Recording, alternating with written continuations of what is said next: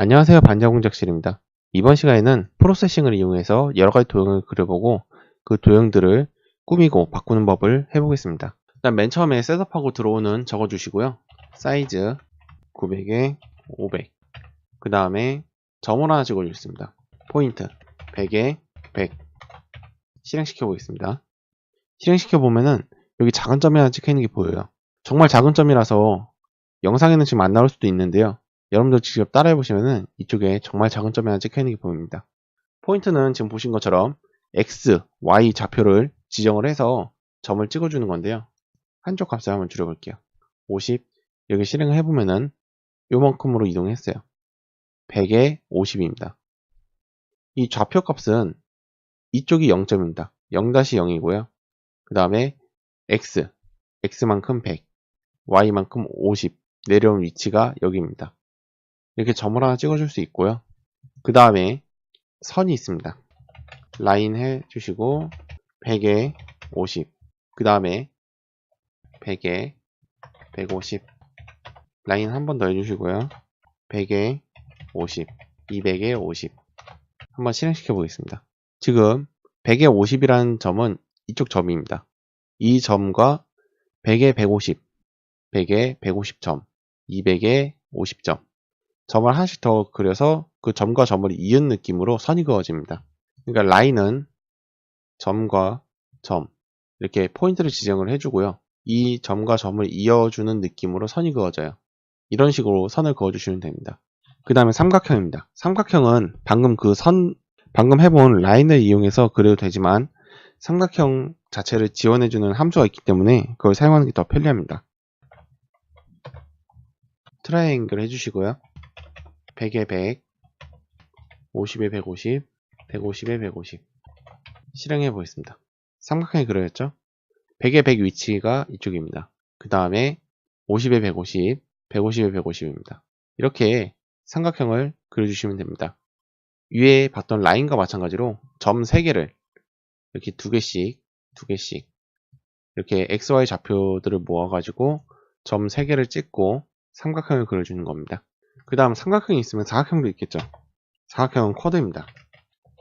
쿼드 200에 100, 300에 100, 300에 200, 200에 200 한번 실행시켜 보겠습니다.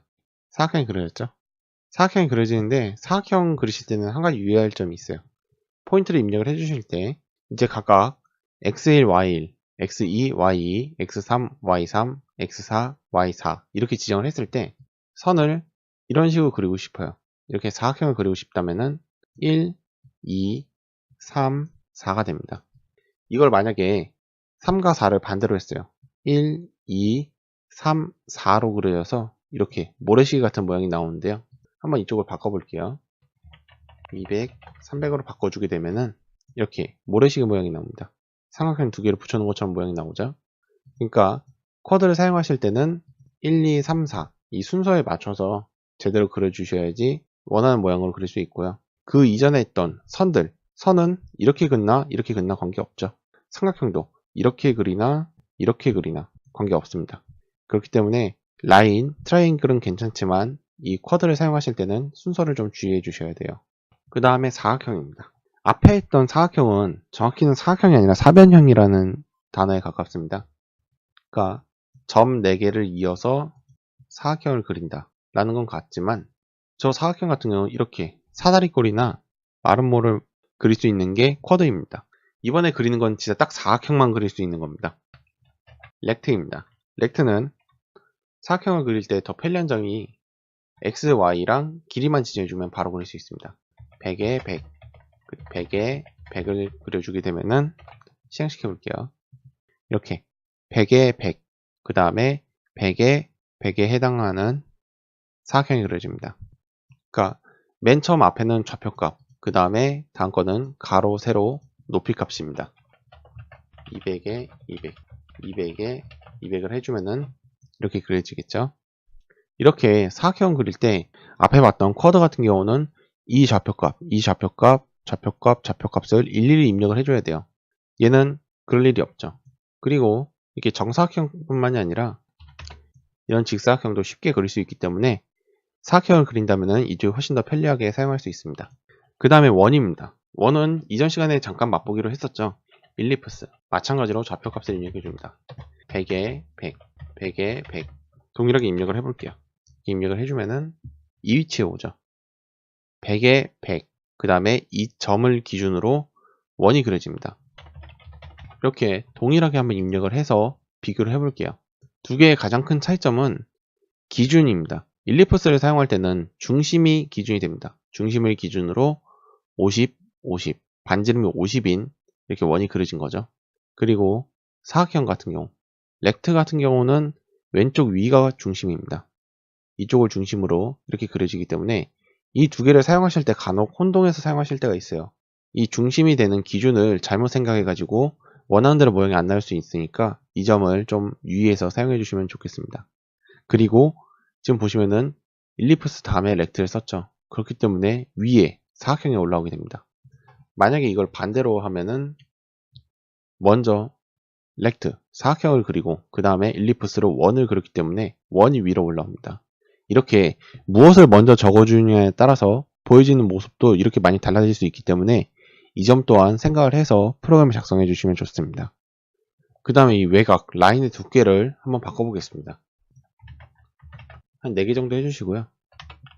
50에 50,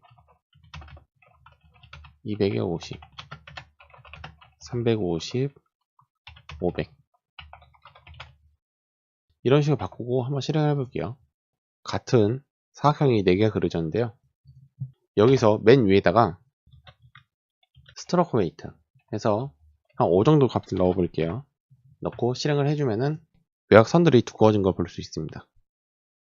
몇 개 넣어 볼게요. 5, 10, 15, 20 보이는 것처럼 5, 10, 15, 20입니다. 그리고 이쪽 원도 같이 늘어나는데요. 이제 이렇게 선의 두께를 바꿔주실 때 조심해야 될 점은 위에서 선의 두께를 지정하면은 그 아래에 있는 객체들은 전부 다 그것을 따라가게 됩니다. 이쪽엔 사각형에 있는 것이 두께가 20입니다. 그 아래에 포함된 원까지 같이 두께가 20이 됐습니다. 선의 두께가. 이렇게 위에서 지정해 놓은 설정을 아래가 그대로 따라가기 때문에 바꿔주실 때마다 다시 원상복귀를 시켜주시던가 아니면은 같은 두께의 도형들끼리 모아서 그려주시는 것이 좋습니다. 그 다음에 이쪽을 좀 지워주고요. 이쪽에 라인 하나 그릴게요. 이런 식으로 적어주시고요. 이번에는 선의 끝부분 마감을 해주는 걸 해볼게요. 이건 놔두고 스트로크 조인, 라운드 그 다음에 이걸 복사해주세요. 좀 보기 편하게 나눠놓죠. 밸브, 마이트 이런 식으로 적어주시고요. 한번 실행해 보겠습니다. 맨 위에 사각형, 맨 위에 사각형은 일반적인 사각형처럼 그려집니다. 그 다음에 스트로크 조인트로 라운드를 준 것은 끝이 이렇게 둥글둥글하게 바뀌었어요. 그 다음에 베벨을 준 것은 이제 못따기라고 하죠. 이렇게 구석 부분을 깎아내듯이 잘라냈고요. 마이트는 꺾인입니다. 기본적인 상태가 이 마이트라는 거예요. 그리고 저희가 맨 마지막에 마이틀로 했었죠. 이걸 한번 바꿔볼게요. 먼저 마이트를 먼저 해봤습니다. 그리고 실행을 해보면은 맨 마지막에 베벨 이렇게 구석이 깎여있는 모양인데 라인 같은 경우는 해당이 되지 않습니다. 지금 보시는 것처럼 끝부분을 자신이 원하는 대로 조정을 해줄 수 있으니까 이 점을 잘 사용해 주시면은 좀 더 이렇게 패널을 구성할 때 모양을 좀 예쁘게 디자인을 해줄 수 있습니다. 그러면 이 라인은 어떻게 끝을 조정을 해주는지 한번 확인해 볼게요. 이제 앞에 봤던 것처럼 라인은 똑같이 스트로크 웨이트, 선 두께에 영향은 받습니다. 하지만 스트로크 조인 같이 끝을 바꿔주는 거엔 적용이 안 되는데요. 라인은 라인만의 함수가 따로 있습니다.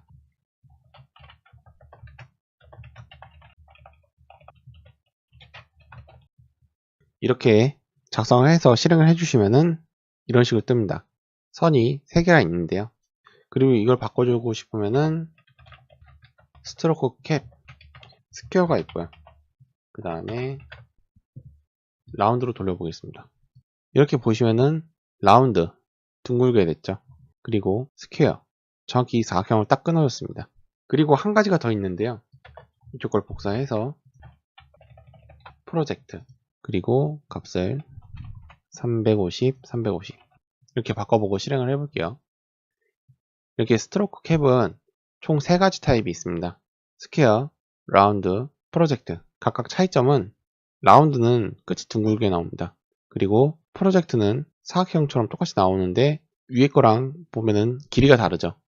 이렇게 길이가 다르게 나오는데 그 이유는 선을 한번 그려보겠습니다. 선을 이렇게 그렸어요. 그리고 이 선에다가 선 두께를 줬습니다. 선 두께를 줄 때 스퀘어 같은 경우는 이 끝단에 맞춰서 이런 식으로 선의 두께가 늘어나는 거죠.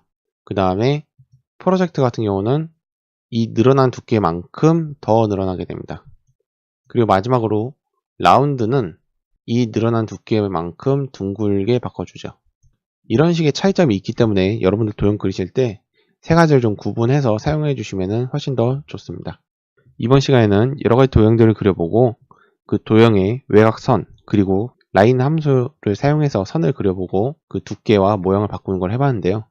이제 이번 시간에 배운 거를 확실히 습득을 하시면은 이렇게 자신이 원하는 대로 이 패널을 구성을 해줄 수 있기 때문에 훨씬 더 재밌고 편리하게 프로그램을 작성할 수 있습니다.